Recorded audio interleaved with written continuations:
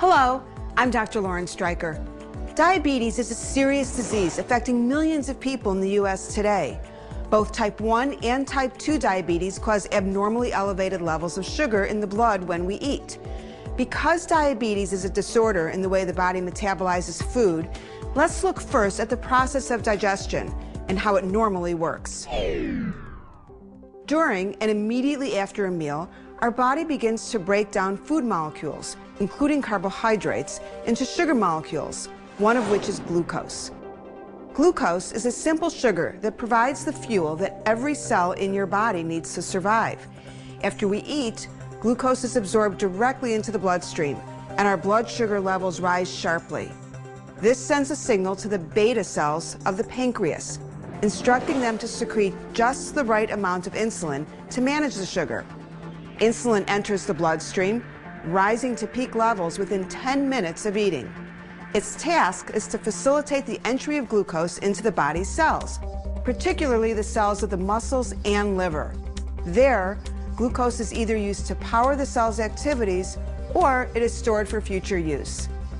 Once blood glucose levels are at their maximum, the pancreas slows down insulin production. The liver plays an important role in this process as well, storing excess glucose until the body needs more energy. It's a wonderful balancing act. In the case of type 1 diabetes, the pancreas does not produce enough insulin. And in type 2 diabetes, the pancreas may produce enough insulin, but the cells of the body have become resistant to its effects.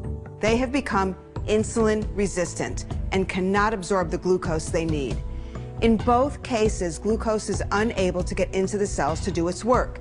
It remains in the bloodstream, building up to dangerously high concentrations, a condition known as hyperglycemia. Because the body cannot use the excess glucose, it spills over into the urine and is lost. As a result, the body's cells are deprived of the fuel they need in order to function and survive. Most likely, the person will experience extreme hunger and thirst, weakness, and weight loss. This concentration of glucose in the bloodstream has a number of potentially devastating consequences in the body, from the head down to the toes. Most at risk are your heart, nerves, kidneys, and eyes. Let's look at some of the most common and dangerous complications. The primary cause of death among people with type 2 diabetes is cardiovascular disease. High blood sugar can damage blood vessels and coronary arteries. Diabetics are at a greater risk for developing arteriosclerotic plaque, which narrows the blood vessels, increasing the risk of heart attacks and stroke. Additionally, people with diabetes also have a diminished ability to heal wounds.